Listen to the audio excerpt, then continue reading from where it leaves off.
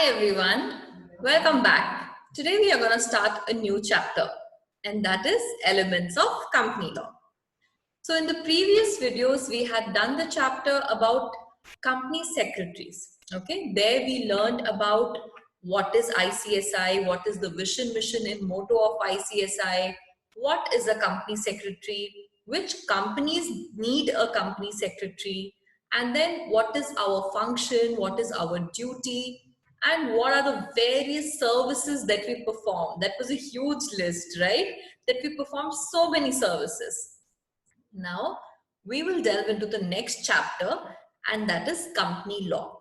This is one of the most important chapters for you all because a company secretary exists because company law is there. Okay, so this is one of the most important chapter, not exactly only from the exam perspective, but for the future perspective, right? For your career perspective, because company law is the main thing why a company secretary is there.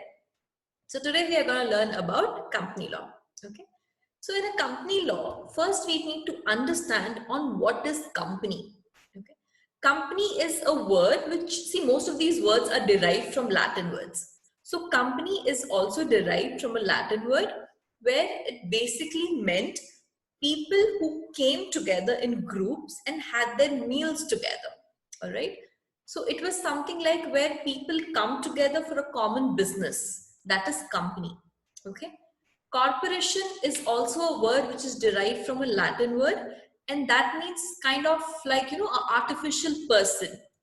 Now, the meaning of company, what it is, you need to read this from the text itself. I will just share the text which you need to follow for the definition of company.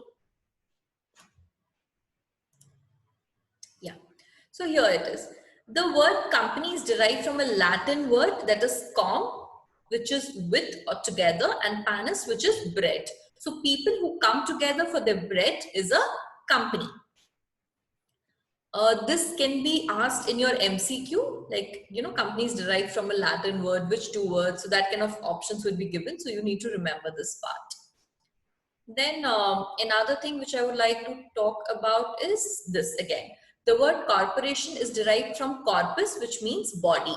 So corporation is basically a legal person which is not by natural birth. So it is something, a company is like an artificial person, okay? It's not coming by natural birth. Instead, we human beings only create such a company. Then company is an association of natural and artificial persons incorporated under the existing law of a country.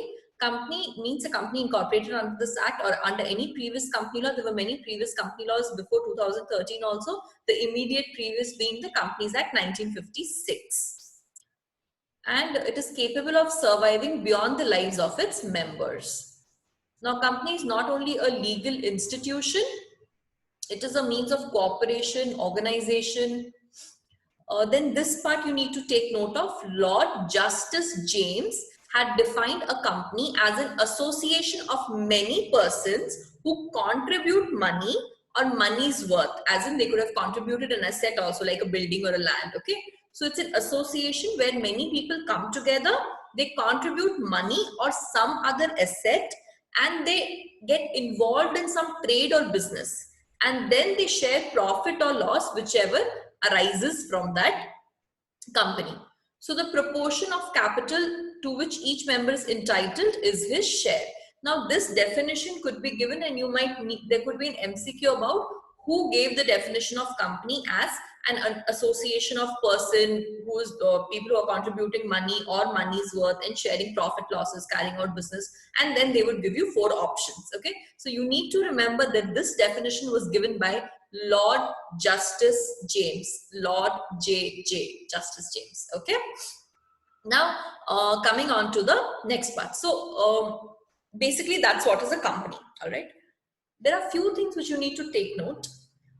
In company, the most essential thing is that ownership is different and management is different. Like, for example, Shilpi's Academy, the institute which I am running, it's a sole proprietorship. Okay. So in this, I am the owner, I am the management also.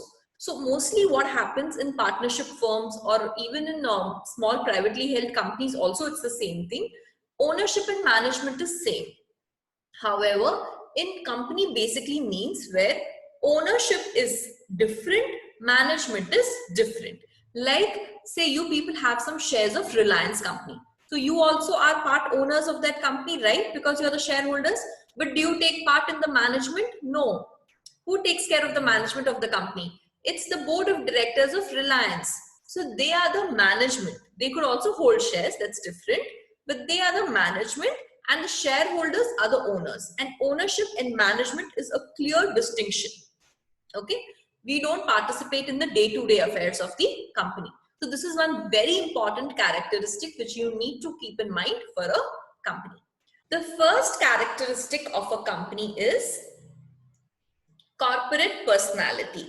Means company is an artificial person. Okay, supposing I form a company, say Shilpi Private Limited. Shilpi is different and Shilpi Private Limited is different in the eyes of law. In the eyes of law, Shilpi Private Limited is seen as a different person. Okay, although I might be the maximum shareholder or I might be holding the management responsibilities, everything, but still Shilpi is different. Shilpi Private Limited is different. So that is the idea about having a separate legal personality. Okay, so company is a separate corporate personality. So the first point in corporate personality is it's a separate legal entity. All right. Now, the very two case laws are very, very famous for explaining this concept of corporate personality. One is your Salomon versus Salomon and Co. Limited, and the other one is your who was a leather. There was this person called Salomon who was a leather boot manufacturer, right? Now, he used to continue his business as a sole proprietorship for a very long time. Later, he converted it to a company form where he was the maximum shareholder and his 4 sons, 1 daughter and wife were holding 1 share each. That time it was important to have 7 shareholders for a company. Then later on what happened was that he was holding some debentures of the company, and when the company went into losses, okay, so they had to pay back. Now what he was having secured debentures. So what the people to whom unsecured debentures were there, they argued that Salomon should not get any money of the debentures because that is his company and that has gone to a loss. So the outsiders should get the money. But the court held that no, Mr. Salomon is different and Salomon and Co. as a company is different. Okay. So if Salomon is holding debentures in a company, that is Salomon and Co. is a separate legal personality and Mr. Salomon is separate. So he should get the benefit of that. It does not mean that Salomon and Co. are the same people, although he was the one who was holding maximum shares in this. So this is one very famous case law about Salomon and Co. Limited, which you people need to take into account. That this basically set the pace that yes, company is different and the person is different. Okay, so even though that person is the maximum shareholder, he is a different person from the company. So he should get the same benefits which any other outsider would have got had he invested in those debentures. Okay. Now coming to the next part, the next case law is about Lee versus Lee Air Farming Limited. Okay. This is also an extremely interesting case. Let's come to this. Right. Now see what happens in Lee versus Lee Air Farming Limited was, Lee was a qualified pilot and he held all the shares in the company, and by its article he was appointed as a working director and chief pilot. Okay, so Lee was this guy who was a pilot. He was one of the shareholders of the company. He was one of the directors also, plus he was working for the company also. All right, he was the chief pilot also. Then he was killed in an air crash while he was working for the company. Now his widow claimed compensation for the death of her husband in the course of his employment. The company opposed the claim that he was not a worker, as same person could not be employer and employee. So what happened was Lee was the owner in the company also, but he was working for the company also in the capacity as a pilot.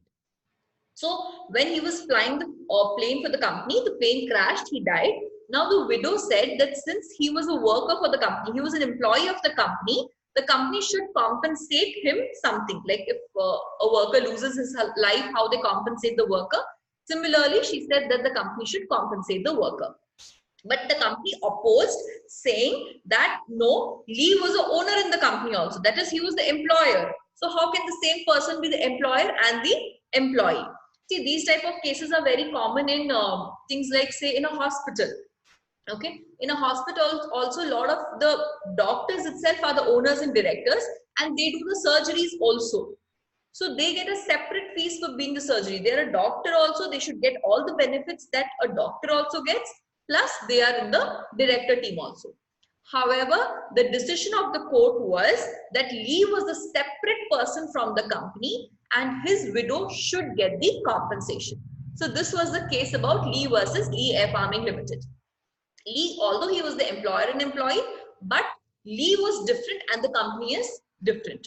So he should have got the compensation also. So this is one of the, again, important case laws which you people need to remember. Okay. Now, that was your first point. The first point about the company was it has a separate corporate personality. Company is separate. The person, the shareholder or the director is separate. All right. Now coming to the next part, that is your limited liability. What do you mean by limited liability? See, what happens is, supposing you have, say, a stationery shop. So there you are a sole proprietor, right?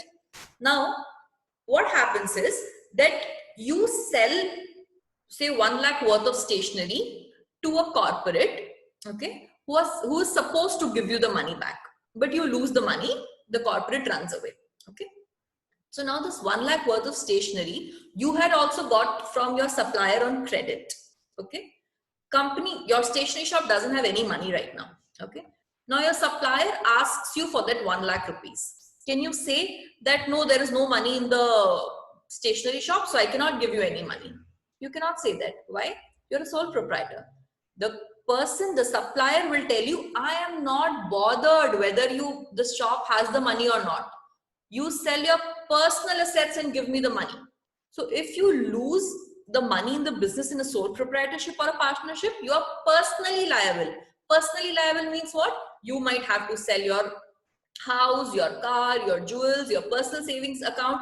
Everything can be touched to compensate for the loss in the business. However, if it's a company form, your liability is limited. Okay, your liability is limited means that they cannot touch your personal assets. For example, I am holding shares in Reliance, all right? So I am a shareholder or I am an owner in Reliance, correct? Supposing the company goes for a loss and it has to pay huge amounts of money outside. Do you think anyone is going to come and ask me that you sell your house, you sell your property, you sell your car and compensate for that loss because you also are the owner? No, right? Why? Because in a company, the owners have limited liability. The shareholders' liability, owner and shareholder is the same concept in a company, okay?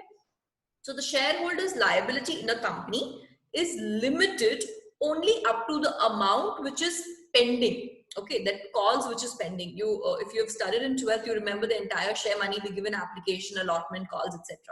So any amount which is pending towards your contribution towards shares is only your liability. Apart from that, no one can ask you for any more money.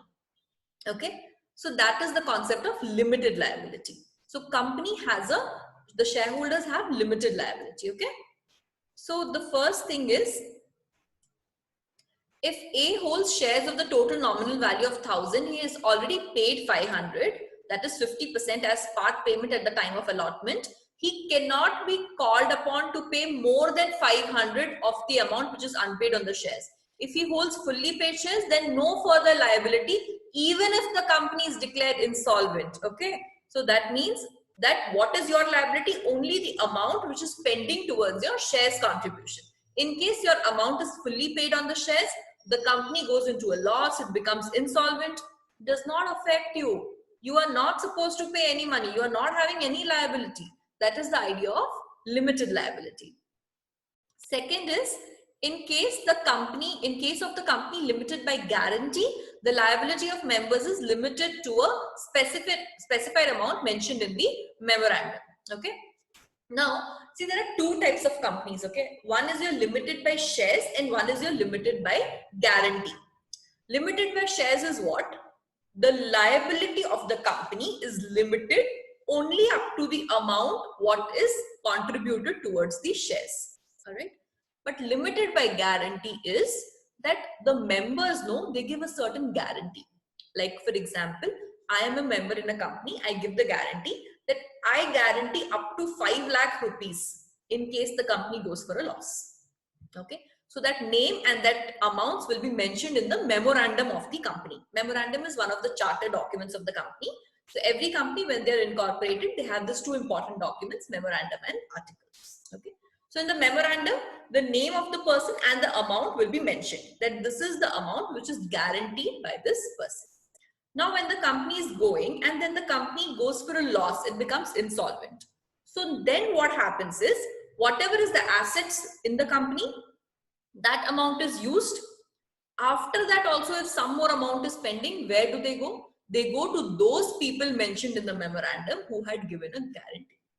So I had given a guarantee of 5 lakh rupees. So during dissolution, during the losses, when the company has become insolvent, I can be called upon to pay 5 lakh rupees because I had given that guarantee. Okay, we will do more about this a little later on when we understand about what is a company limited by shares and what's a company limited by guarantee. So these are the two concepts of limited liability. However, there is a very important exception.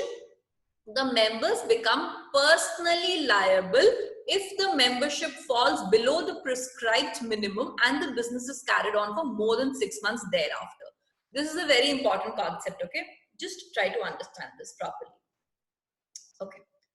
Private company, how many minimum members is required? It's 2. We'll come to that later.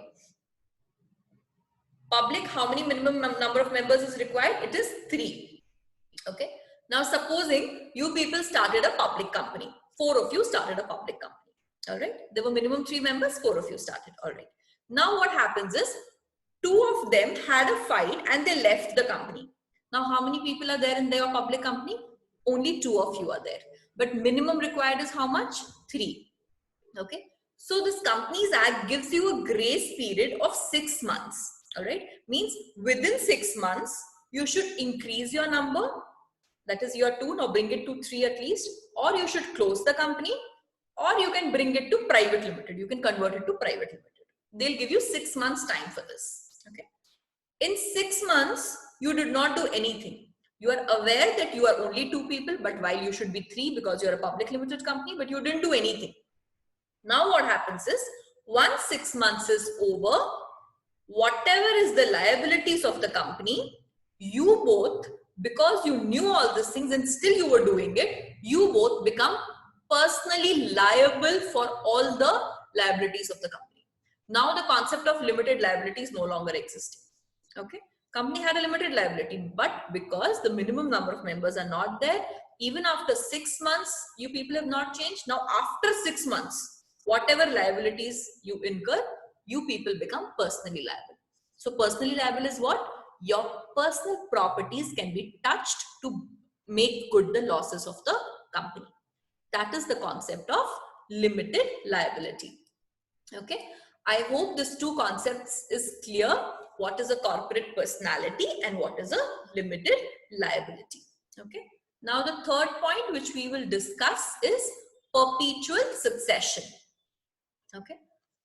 Perpetual succession is what? Whether the person lives or the person dies, the company goes on. There was this very famous dialogue in the movie of Om Shanti Om, I think, where they told show must go on. So it's something like that. That perpetual succession is the members die, the directors die, not bothered. The company goes on. Okay. So company never dies except when it is wound up as per law. If you want to wind up the company, or basically you want the company to no longer exist, you have to have a proper procedure. You have to follow a proper procedure of law and wind it up. Then only the company stops existing. Okay. This is again very important for MCQ. Professor L.C.B. Gower rightly mentions, members may come and go, but the company can go on forever. During the war, all the members of one private company while in a general meeting were killed by a bomb. But the company survived. Not even a hydrogen bomb could have destroyed it. This is one of the very common questions which comes in the executive level, even for CA and CS, that all the members, all the directors of a private limited company were on their way to some country for a meeting and the plane crashed, all of them died. So does the company die also? No, the company doesn't die. Okay. So that is from, how can you say that the company doesn't die? It's because of perpetual succession. So you might get a case like this also, like, you know, that all the members die. So will the company also die? If not, then according to which characteristic? It's perpetual succession. Also artificial corporate personality, because company is a separate person and members are separate. Okay. Now the fourth is separate property. Company is capable of owning, enjoying and disposing of property in its own name. Okay. So if it is Shilpi Private Limited can hold properties in its own name, can enjoy the property in its own name as in use it, and can sell the property in its own name. Okay. So it's not Shilpi who is holding the property, it's Shilpi Private Limited which is holding the property. So this is again a very important concept where the companies can own, enjoy and dispose properties in its own name. Okay. Fine. Now let's go on to the next point, that is transferability of shares. Now see, all of you understand what is capital of a company, right? Capital of the company is the amount which is contributed by the shareholders or the members towards the company to run the company. Okay. So capital of a company is divided into parts which is called shares. Shares is movable property plus freely transferable. I think most of you would know this, right? Because there's so many listed companies. We say, so, should we buy the shares of this company? Should we buy shares of that company? So what is the shares? We are investing our money in the capital of the company. The shares, when we get, like for example, say I have 100 shares of Tata Motors. So that is an asset for me. It's a movable property plus it's transferable. After 10 days, if I need money, I can simply sell those shares. So that shares gets transferred to someone else and I get the money. So shares is movable property and it's freely transferable. All the listed companies, okay, I already mentioned what is listed companies. The company whose shares are listed on the stock exchange, BSE, NSE or any other stock exchange in India. So these listed companies, their shares are handled by depository participants. Okay, DP is depository participants. I'll just explain you what that means.